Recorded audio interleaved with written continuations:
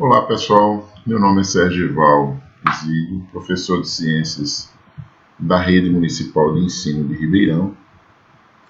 Estamos aqui para dar continuidade às aulas de Ciências do Ensino Fundamental. Hoje nós vamos falar para a turma do 6º ano. A gente vai falar sobre a forma, a estrutura, os movimentos da Terra, as camadas que nós possuímos no nosso planeta, o fato de sermos considerados ou chamados de a Terra é chamada, na verdade, de planeta Água, entender porque 3/4 desse planeta, é composto por essa substância líquida. Entendermos também o nosso papel, eu poderia falar assim, ou dessa maneira, o nosso papel no sistema solar, a nossa importância também, mas ainda estamos vivendo um momento de quarentena, que a ideia de quarentena já se deixou para trás, né? A gente está vivendo aí mais de 60 dias em casa. A pandemia ainda está trazendo números assim assustadores. É interessante que fiquemos em casa, que a gente continue se cuidando. Só saia de casa se realmente houver uma necessidade. Se não houver necessidade, fique em casa. Se sair de casa, use álcool gel. Mandar também um abraço para todos os professores da Rede Municipal de Ensino, que de alguma maneira está se adaptando, esse grupo está se adaptando a essa forma nova de trabalho, essa forma de chegar até o aluno via internet, através dos canais de comunicação, das redes sociais, de alguma maneira, para tentar levar até você, o aluno, nosso maior interessado, todos os conteúdos de uma aula considerada presencial. Às vezes a gente acerta, às vezes a gente erra, mas a intenção é deixar você informado, deixar você estudando de verdade. Então, ciências, hoje para o 6º ano, a gente vai falar sobre esses movimentos que a Terra realiza, por que ele é considerado um planeta água, porque ele é visto do universo com a tonalidade mais azul, tá ok, pessoal? Então a gente vai falar sobre a forma, a estrutura e os movimentos que a Terra executa, tá bom? Aí a gente tem no primeiro momento uma imagem a respeito do que a gente entende como litosfera, o manto, como esse manto ele está subdividido na parte mais interna do planeta, o núcleo do planeta, a crosta terrestre, o espaço líquido que existe, e do lado mais para a direita você tem também essa mesma distribuição, manto, núcleo, crosta terrestre, os continentes onde eles ficam situados no planeta, esses movimentos dessa placa tectônica, que depois o professor de geografia também pode falar para vocês, explicar melhor, que causou esse distanciamento no espaço entre os continentes. Então, assim, a gente vai ter uma ideia clássica desses movimentos que o globo terrestre, eu diria assim, de uma maneira geral, executa diariamente, mensalmente e anualmente. Existe um plano de funcionamento do planeta, eu diria assim. O planeta Terra é conhecido e habitado por nós, também é chamado de planeta Água e é o maior dentre os 4 planetas rochosos que fazem parte do Sistema Solar. Nós estamos dentro dessa classificação aí de uma maneira mais técnica, eu poderia dizer. É um dos planetas que fazem parte, é o 3º planeta mais próximo ao Sol. Isso dá a gente uma condição hoje, dito pelos cientistas, de vida teoricamente confortável do ponto de vista do aquecimento. A gente tem essa estrela fabulosa que é o Sol, mas a gente tem um distanciamento necessário para que não aconteça um esfriamento, digamos que, no planeta de uma forma mais simples de falar, e que haja o que nós chamamos de ambiente favorável para o desenvolvimento de vidas inteligentes, que somos nós, e que a gente consiga fazer essa interação dentro do ecossistema, dentro de todo o funcionamento da natureza, do ser humano, de todos os animais, de uma forma harmônica. É bem fácil lembrar que a gente esquece de detalhes, de agressões ao meio. Às vezes a gente tem algumas respostas, eu poderia dizer, do próprio planeta. A gente tem visto aí nos últimos anos, eu acho que na última década, uma quantidade de mudanças drásticas em resposta, eu poderia dizer, às agressões que o homem faz à própria natureza. A gente está desmatando muito, a gente está poluindo muito, a gente está sujando muito os leitos dos rios, a gente está poluindo muito os nossos mares, algumas espécies estão entrando em extinção por conta dessa agressão, e o que a gente tem de contrapartida, às vezes uma mudança brusca no clima do planeta, chuvas muito fortes, muito intensas em um pequeno espaço de tempo. A gente hoje, em nossa cidade, por exemplo, a gente, quando tem uma chuva muitas vezes de 10, 15 minutos muito intensa, alaga tudo. E a responsabilidade, às vezes, também é da população de fato, porque acaba jogando lixo nos rios, sujando as ruas, sujando, eu diria, entradas de água que poderiam facilitar, mas mesmo assim, se tivesse tudo funcionando direitinho e a população colaborando, a gente ia perceber que essa intensidade de água que cai em um pequeno espaço de tempo provoca estragos que às vezes são terríveis. Então, assim, isso é uma resposta do próprio planeta a uma ação, eu poderia dizer, de uma maneira mais ampla, às agressões do próprio ser humano. Então, a gente tem aí o planeta Terra, que é um dos planetas que fazem parte do Sistema Solar e é o terceiro planeta mais próximo do Sol. A sua formação ocorreu há bilhões de anos, como a existência da vida aqui também. E há uma contestação, né, com relação à origem da vida, que até hoje a gente comenta, a gente discute, cientistas como nós falamos muito da teoria da evolução. Mas a teoria da evolução ela é cientificamente provada, né? Então existe também a teoria que nós chamamos do criacionismo, que tem que ser levada em consideração, porque as pessoas acreditam muito na crença, na existência dessa origem vinda de Adão e Eva, e a gente tem que respeitar, apesar de outras evidências comprovarem cientificamente, como eu acabei de falar, nessa própria teoria da evolução, tá bom?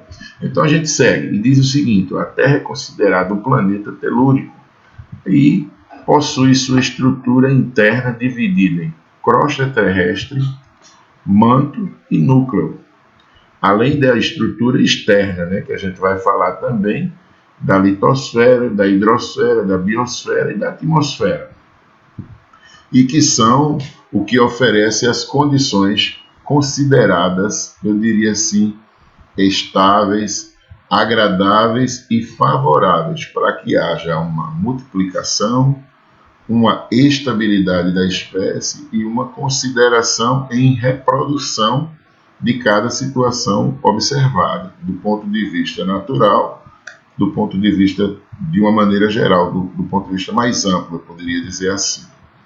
Ok? E aí a gente segue, ó, só para mostrar a vocês como essa divisão que eu acabei de falar, essa crosta, como ela está dividida, a densidade, o manto, o núcleo exterior e o núcleo interior da própria Terra. Do lado esquerdo a gente tem uma imagem, eu diria assim, mais detalhada, mostrando até o núcleo da crosta terrestre, manto, núcleo externo e o núcleo interno. As características do nosso planeta com relação à sua formação. O planeta Terra também é conhecido como mundo, planeta azul ou planeta água. Tem cerca de 70% ou 75% da sua superfície coberta por essa água. A existência dessa substância em seu estado líquido, juntamente com a presença do oxigênio e a capacidade de reciclar o gás carbônico, que na verdade, quando a gente respira, a gente libera esse gás carbônico. As árvores, eu diria assim, são responsáveis, através do processo de fotossíntese, de pegar esse gás carbônico produzido por todos nós e devolver para a gente o oxigênio. Só lembrando que a maior produção do oxigênio vem, na verdade, das algas. E as árvores, que a gente tanto fala, acabam fazendo essa manutenção fabulosa. Por isso que a gente insiste em dizer que o desmatamento, além de ser uma maneira drástica de agredir o meio ambiente, ele também acaba diminuindo a possibilidade, eu poderia dizer assim, de redução dessa reciclagem entre o gás carbônico e o oxigênio. E aí a gente vai ver, em um futuro muito próximo, um aquecimento maior do globo terrestre. Por quê? Porque as árvores também têm essa finalidade de manter a temperatura mais amena, eu diria assim. Então, a gente vai ver verões mais quentes e mais longos, e invernos mais curtos e menos intensos com relação à distribuição das chuvas. Então a gente vê, as chuvas aparecem na nossa região. Eu diria assim, um período menor, por consequência desse desmatamento, dessa poluição, e mais intenso. As chuvas têm sido mais fortes, mais violentas, eu diria assim, também por conta dessa agressão que a Terra, que o planeta vem sofrendo por conta desse desmatamento.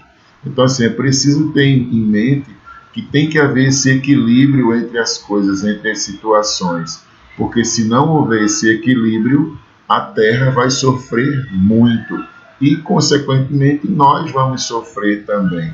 Então é preciso que nós entendamos melhor todo esse processo. Apesar das grandes descobertas astronômicas, não há ainda como afirmar que exista um planeta com características tão particulares, tão interessantes, capaz de dar uma ideia de vida, de existência de vida para seres fora da Terra. Então, assim, é por isso que todas as vezes que se descobre uma estrela nova, um planeta novo, eu poderia dizer, dentro de um ideal de existência, é preciso ver se possui água. A gente faz sempre essa relação de que essa possibilidade de vida em outros planetas tenham a ver com a ideia da existência de água, porque a gente faz essa relação conosco. Nós temos aí cerca de 60%, 70% do nosso organismo composto por líquido e água, e do planeta também. O planeta é composto por 70%, 75% desse líquido maravilhoso. Então, assim, a gente faz sempre essa comparação, essa analogia. A Terra não é viva sobre a ótica biológica apenas também, mas também sobre a ótica atmosférica, geológica e física, uma vez que tudo está em constante transformação. A gente costuma dizer que o processo de evolução, o processo de transformação, ele não para, ele continua. Então, o planeta Terra também é considerado um ambiente em constante adaptações, em constantes modificações. Então, assim, a gente sabe que toda essa estrutura que, inclusive, o próprio homem tem insistentemente agredido, ele vai sofrer essas transformações. Então, quanto à sua formação, a gente tem uma ideia rápida aí, depois de tantas pesquisas e tantos estudos, que o planeta Terra ele possui aproximadamente 4,56 bilhões de anos. Seriam 4 bilhões 560 milhões de anos. Então, assim, é muito tempo. a teoria mais aceita atual sobre a origem do sistema solar e, consequentemente, do nosso planeta, é a teoria da nebulosa solar proposta, e aí, nessa, eu diria assim, pesquisa tão intensa, há algumas décadas, alguns séculos já aí de pesquisa. Então, assim, a gente tem essa forma, essa condição de entendimento com relação ao processo evolutivo. Como o planeta Terra é dividido? Ele é dividido em um dos 4 planetas do Sistema Solar com a composição rochosa, conhecido também como telúricos ou terrestres, que tem o mesmo significado assim. Esses planetas rochosos possuem uma estrutura interna semelhantes e é mais ou menos dividido dessa forma aí, essa estrutura, que a gente vai ver o núcleo, vai ver o manto, o núcleo externo, o núcleo interno, só para que a gente entenda mais ou menos como é o nosso planeta, ok? Então, a crosta terrestre é também conhecida como a litosfera e corresponde à camada mais externa da Terra, formada por rochas e minerais, como silício, magnésio, ferro e alumínio. Na verdade, vocês ainda não estudaram esses elementos químicos que se encontram na tabela periódica, que a gente vai ver lá no 9º ano depois, mas são substâncias que são encontradas e conhecidas pelos, eu diria assim, cientistas no planeta todo. Então, existe uma composição também química desses elementos que são encontrados na camada mais externa da Terra, que é a litosfera. Possui em média 10 km debaixo dos oceanos e entre 25 e 100 km debaixo dos continentes. Então, assim, sobre os continentes. Então, a gente tem aí essa condição da litosfera. Nela são encontrados os continentes, as ilhas e o fundo oceânico. Além disso, observa-se que ela não é uma camada inteiriça, pois há uma quantidade de divisões desses blocos rochosos conhecidos como placas tectônicas. E aí a gente percebeu há alguns anos, quando houve um movimento dessas placas tectônicas nos oceanos, alguns incidentes, eu poderia dizer, alguns movimentos desses oceanos e, consequentemente, alguns maremotos, terremotos e até mesmo o que nós conhecemos, que são os mais temidos, os tsunamis, que são eventos, eu diria assim, naturais, que ocasionam, que provocam ondas de até mais, eu diria, de 20 metros de altura. E, consequentemente, essa invasão na região litorânea. Então, as cidades litorâneas de alguns países aí sofreram quando houve eu diria assim, um pequeno movimento, não foi um movimento tão brusco das placas tectônicas, provocando esses maremotos e provocando, consequentemente, esses tsunamis, que seriam formas que a natureza tem de resposta a esses movimentos e, principalmente, que ocasionam inundações nas áreas do litoral. Então, aquelas cidadezinhas que são próximas às praias, nesses países onde aconteceram ou próximo, né, a esses eventos, eu diria assim, naturais, sofreram muito, morreu muita gente, e foi uma notícia realmente que estarrecedora, eu diria assim, que chocou de fato a população mundial, tá bom? E aí a gente segue com o manto, que se localiza entre a crosta terrestre e o núcleo, também é conhecido como camada intermediária, que se divide em manto superior e em manto inferior. Ele pode apresentar uma profundidade de cerca de 30 a 2.900 km abaixo da crosta. E ao contrário dessa crosta, o manto não é sólido, tá certo?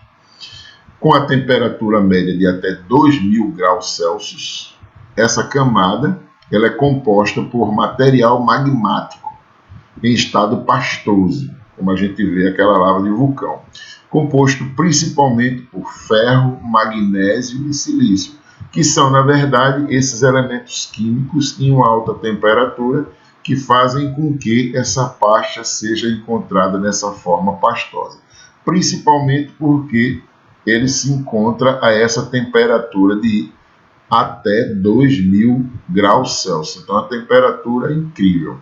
A movimentação do magma, dessa substância, conhecida como correntes de convecção, provoca a movimentação dos blocos rochosos que compõem essa crosta terrestre.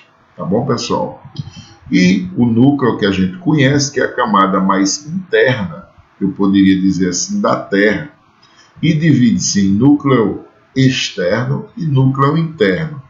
É também a camada que apresenta maior temperatura, que, segundo os cientistas, pode até alcançar 6.000 graus Celsius.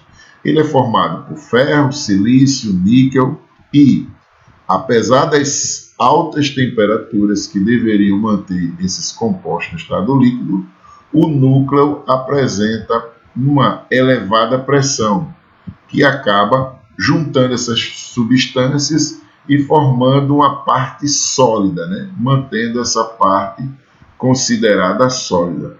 A estrutura externa da Terra, a gente vai entender melhor como funciona, o que diz respeito à parte mais externa do planeta Terra. Há também uma classificação com relação a essa estrutura, o que a gente chama de biosfera, atmosfera, hidrosfera e a litosfera. Existe uma divisão aí clássica e a gente já pode visualizar, inclusive, essa divisão. A gente vê que essa biosfera, bio, vida, né, dá uma ideia de onde se encontra maior diversidade, eu diria assim, mas a hidrosfera também, hidroágua também, a gente tem uma ideia de que haja vida, muita vida também nessa espécie. A parte mais acima de tudo isso, a atmosfera, e a litosfera um pouco mais abaixo, como a gente está vendo aí. A atmosfera corresponde a uma camada gasosa, que a gente sempre escuta falar quando a gente observa alguns filmes, algumas séries, e esses movimentos que a gente vê saindo do planeta, lançamento desses satélites e por aí vai. Todo o planeta Terra, ela é formada por gases mantidos pela força da gravidade, tá certo? A força da gravidade, que é aquela força de atração para o centro da Terra, cuja principal função é a ideia da proteção à radiação solar, que é emitida do Sol para cá. Filtra, normalmente a atmosfera tem essa função também de filtrar essa radiação solar e também manter essa temperatura média do planeta, para que ela não fique tão alta. Então, essa camada de proteção ela é fundamental para que haja vida no planeta. A atmosfera tem esse papel de diminuir a intensidade, eu diria assim, dessa radiação solar, fazendo com que essa amplitude térmica também não seja muito elevada. A atmosfera também impede que a Terra seja atingida por fragmentos rochosos. Essa camada possui uma divisão das subcamadas troposfera, estratosfera, mesosfera, termosfera e exosfera. São camadas de proteção. A hidrosfera corresponde à camada que compreende os corpos hídricos do planeta Terra. Hídrico líquido, eu poderia dizer assim, abrange não só os oceanos, mas também os mares, os rios, os lagos e inclusive as águas subterrâneas. A biosfera, a gente tem a ideia aí que seja mais ou menos um conjunto, né, esse grupo de ecossistemas que compreendem a parte da superfície da Terra, basicamente. A gente diz que é mais ou menos onde os grupos vivos que não habitam os oceanos, rios, mares, e, entre outros aí, habitam, eu diria assim, esses ecossistemas que são ambientes onde cada espécie vai viver, mais na frente a gente vai explicar melhor, encontram-se desde o ponto mais elevado do planeta até as partes do fundo do oceano, só para que a gente tenha aí uma imagem mais diferenciada, ok, pessoal? A Terra é um dos 8 planetas que compõem o Sistema Solar, localizado na Via Láctea. É considerado maior em diâmetro e também em densidade entre os planetas rochosos, Mercúrio, Vênus, Terra e Marte. Esse planeta não é estático, portanto, realiza diversos movimentos, sendo os principais, e aí a gente fala, o movimento de rotação, que consiste no movimento ao redor do seu próprio eixo, ele roda ao redor do seu próprio eixo, originando o dia e a noite que você conhece. O movimento de translação, que é o movimento que o próprio planeta realiza ao redor do Sol, dando origem ao início e ao término do ano civil. Por quê? Porque a gente tem uma ideia de, nesse movimento que ele realiza em torno do Sol, acontecem anualmente todas as estações, primavera, outono, verão, ok? Na verdade, inverno, perdão. Então seria mais ou menos isso aí. A Terra tem um único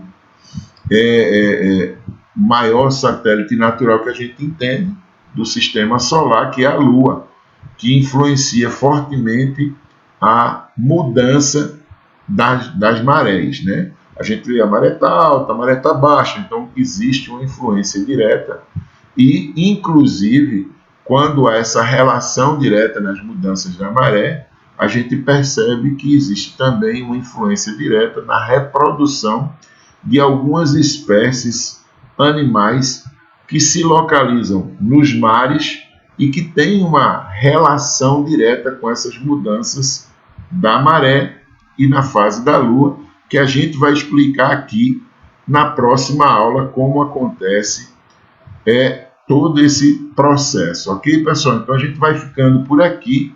Um grande abraço e até a próxima, minha gente.